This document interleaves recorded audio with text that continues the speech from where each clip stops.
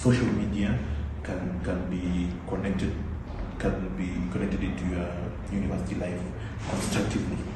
Yeah. So that is the most evident right now. People are using social media in the to like connect them with the university.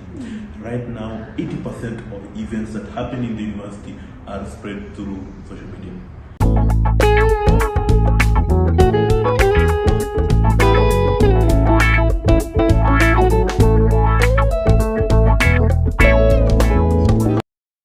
Hello guys, welcome again to today's episode. I'm your host Frida Fadili, and today we have an amazing guest.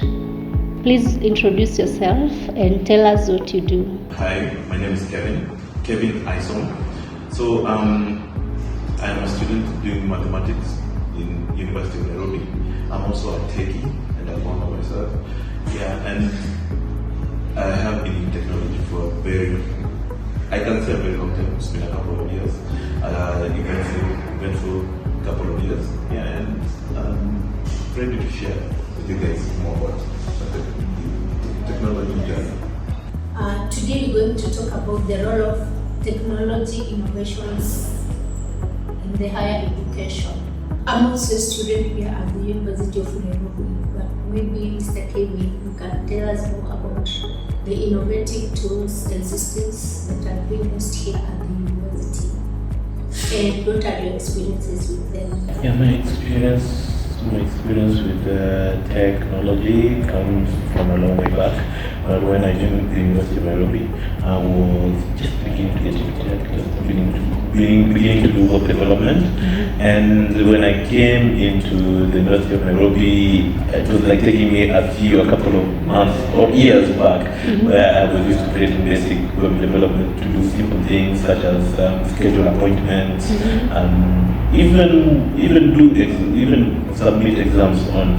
When I joined around the year of 2021, we had to submit by hands, but COVID was really restricting us. So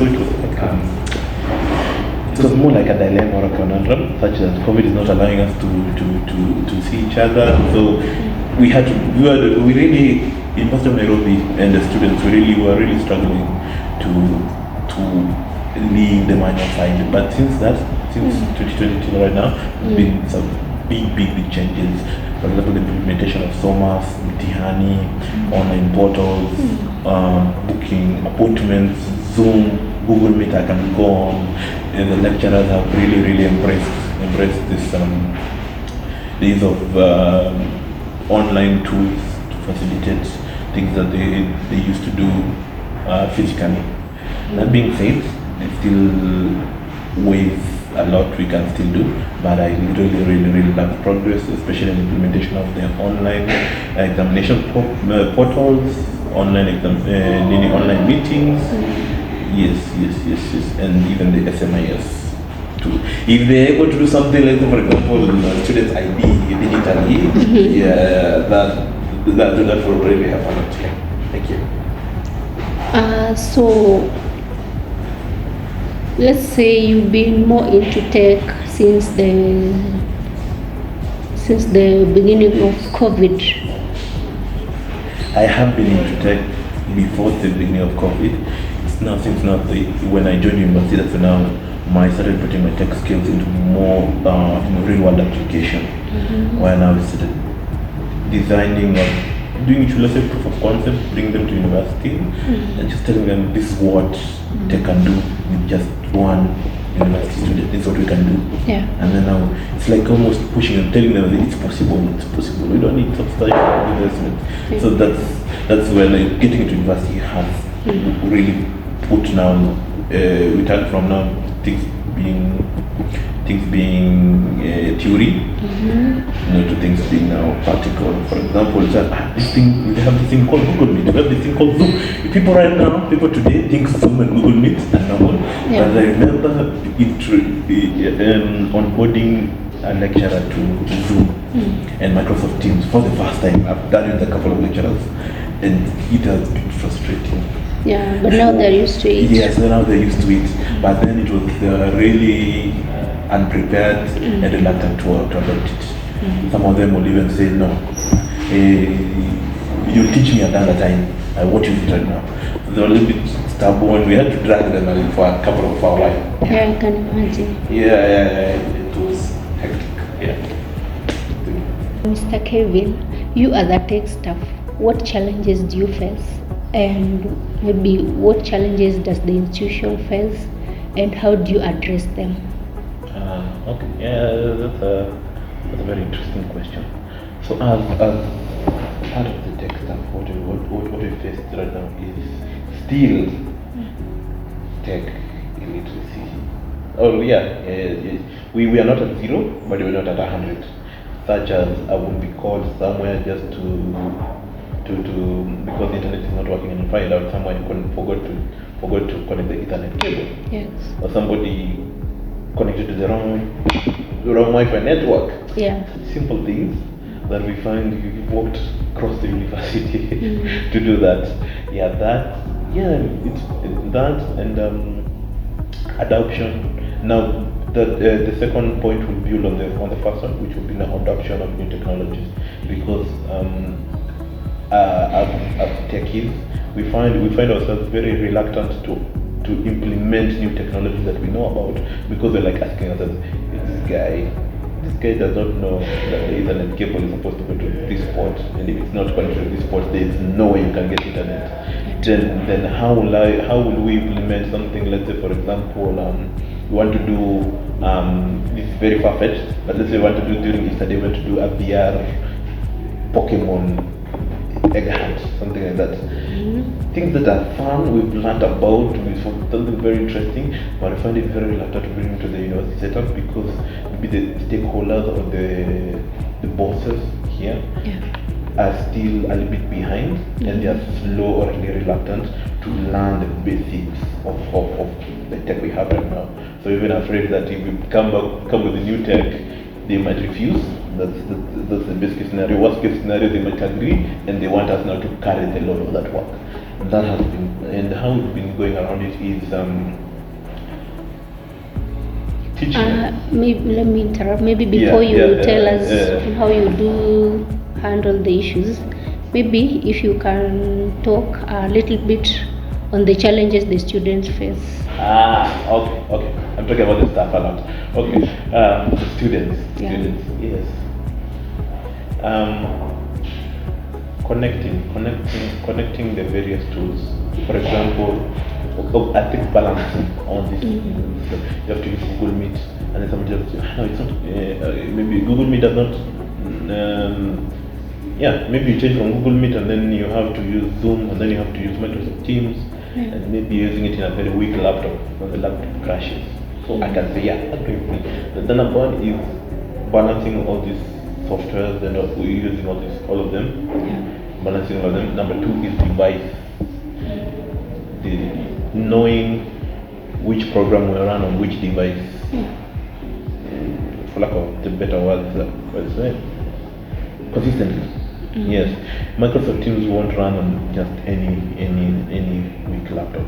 It has to run on certain specs and above. For example, maybe 4 GB and above, and maybe i7, Intel Core i7. So you see such things, even when they're going to buy devices, they're not aware. Maybe it's not. Kenyans, the students are very good at buying good phones. Very good. They know the cameras, they know the storage, they know the RAM, they know if this one is connected to IG, Snapchat. But now we come to laptops, we come to desktops, and it becomes hard. As you see now in university, that's our main tool of trade. You can use your phone, but it can take you so far. Those two. So how we are trying to mitigate it. Let's start with this. Professor, staff, university staff. Number one is we let them, especially when they priority, when it's not that much priority, we let them solve their own problems. We do the documentation, we write to them, this is what you should do, and we let them solve it. Maybe give them some time, because if we are there at their beck and call, we will continue being there at their beck and call.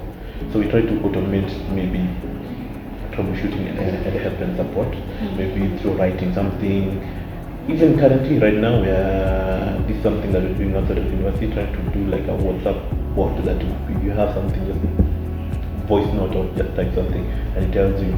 These are things that you might get in the internet, but since this is staff or of a previous generation, they might find it very easy to use it by WhatsApp. Yeah, that. And for the students is sensitizing them, because students are very malleable, they're very quick to learn. Yeah. Tell them this and that, they catch up. You tell them Microsoft Teams cannot run on this. Maybe, and then now using them as ambassadors of this tech literacy to universities in class and all that, because as the numbers increase, they might wear out the lecturers and all these people. And then them knowing such things, you'll find out within a couple of years.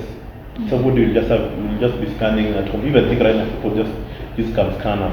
Yeah, but now because you're not literate or you don't know how easy it is, you go to print, and it's such things where we want it to be self-service. But I think what is preventing self-service to be self-service is literacy, the tech literacy of it. Yeah, you're right. Yeah. Now, Mr. Kevin, from your own experience, has technology improved students' learning experiences? Yes, it has. The most evident is sensitization.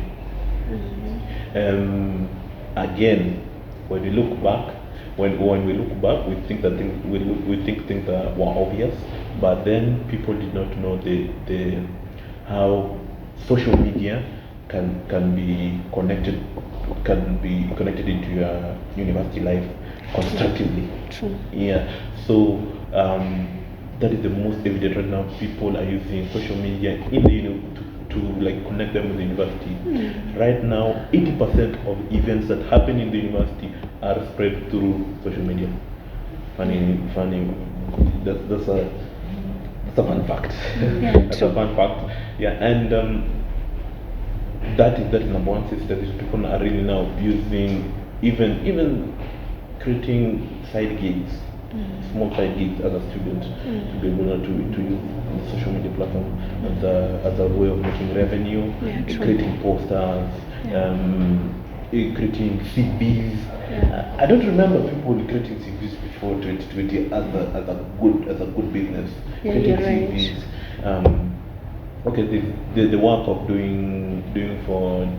helping assignments was there before, but right now it's more streamlined. That and now let's go deep into the university. For example, we have the University of Nairobi Skills Center. Now, during 2020, I believe, I'm not sure whether it was still open. I wasn't around then, but it wasn't really known. I came to know it later into my university years, and even when I came to know about it, it was vacant, empty, and because of that, they used to open it a couple of times, maybe three or 2 times a week. And I remember it changing from 3 times a week to every day from morning till evening. I think even today we came here and we found them not open, and it was like, why are they open? And we were like a couple of hours, people coming, checking. So it's been the use of the skill center is another evidence of people really understanding the importance of learning digital skills into their life. Yeah. So, Mr. Kevin, as we come to the end of our session, maybe you can tell us like your closing remarks. Yeah. And also, it's been also a very interesting talk. Yes. I've done most of the talking, but it's been interesting talk. The closing remarks are: we have come a long way. We guys have surprised me. Guys surprised lecturers who had given up hope on them, or staff who had given up hope on them on adopting new tech have surprised me. Some people even it's been a couple of months since I've gotten someone by them to help them. So, and they still live. They're still living with tech and adulting. So that's considering that the University of Nairobi has surprised matters of adopting tech. I would say that anybody who is out there, you don't need to be a techie to adopt new tech. In fact, a secret that us techies we have, we don't tell you. We go to YouTube. You don't know everything. You're not everything getting to go to YouTube. So we'll advise anybody, first go to YouTube, go to Google, ask the question, do a little bit of perusing. When now you are confused or you don't know or you don't find your answer, then you come to the techies. And we will be really open to helping you when you see that you've done the effort. That goes a really long way. We'll even seek you out to find out whether your problem has been solved. And University of Nairobi is doing well. We have a long way to go. We've come a long way. You have a long way to go. But I have no qualms about any luck. We're going at a good pace. We're going at a good pace compared to other places. I will not name them, but compared to other places, we're doing well. Yeah. Okay. Thank you. Okay. Thank you for joining us today and for the important work you do in the technology field. Thank you. And to our audience, thank you for joining us today and for being with us from the beginning up to the end. I've been your host, Frida Fadili. Goodbye.